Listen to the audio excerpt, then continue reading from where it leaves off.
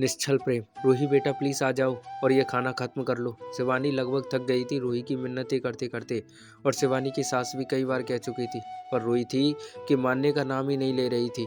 बस रोए जा रही थी और एक ही जिद पकड़ कर बैठी थी कि मुझे नहीं खाना। शिवानी को रूही की जिद का कारण समझ नहीं आ रहा था, क्योंकि रूही बहुत ही सुलझी हुई और समझदार लड़की थी।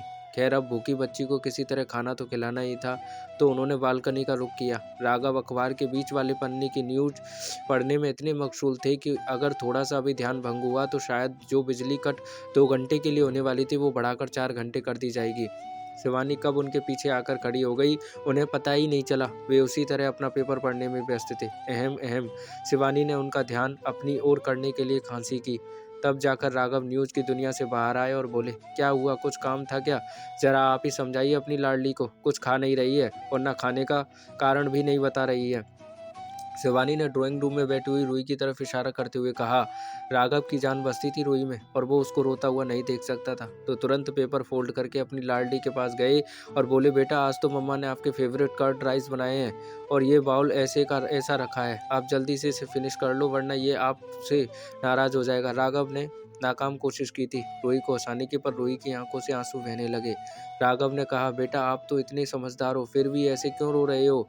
तब रूही ने कहा, पापा अगर आप कहते हो तो मैं फिनिश कर लेती हूँ। ऐसा सुनते ही सबने राहत की सांस ली, लेकिन रूही ने तुरंत ही माहौल बदलते हुए कहा कि अगर मैंने ये फिनिश किया तो जो मैं मांगूंगी वो आपको मुझे देना होगा। अब राघव को समझ आ रहा था कि रोही ने अपनी कोई बात मनवाने के लिए ये नाटक किया है। तभी राघव बोला कि रोही, अगर आप पापा से मैं कोई महंगी चीज़ मांगोगे तो वो नहीं दिलवा पाएंगे, क्योंकि पापा के पास इतने पैसे नहीं है। रोही ने कहा, पापा मैं कोई एक्सपेंसिव चीज़ नहीं मांगूंगी। तो राघव ने कहा, ओके प्रॉमिस।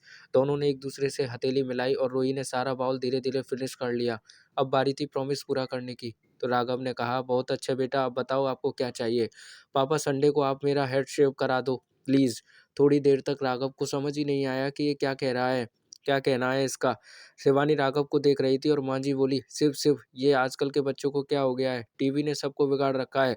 लड़की होकर गंजी कैसी लगेगी? आज तक हमारी पुश्तों में किसी ने ऐसा नहीं किया। राघव ने रूही को समझाने की कोशिश की, पर रूही बोली, पापा आप ही तो कहते हैं कि राजा हरिश्चंद्र ने कभी अपना वादा नहीं तोड़ा, फिर आप क्यों तोड़ रहे हैं? शिवानी ने राघव को समझाने की कोशिश की, लेकिन राघव ने कहा कि अगर आज मैंने अपना प्रॉमिस तोड़ दिया तो वो कभी इसकी कीमत नहीं जान पाएगी। अगले दिन संडे था।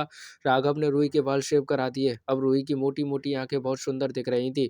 मंडे को राघव ने रूही को स्कूल ड्रॉप किया और बिन बालों की रूही को स्कूल जाते देख मायूस हो गया और बाय बाय करने लगा। तभी पीछे से आवाज आई, रूही रुक जा। राघव ने जैसे ही मुड़कर देखा, एक गंजा लड़का रूही की तरफ दौड़ा और दोनों साथ साथ स्कूल के अंदर चले गए।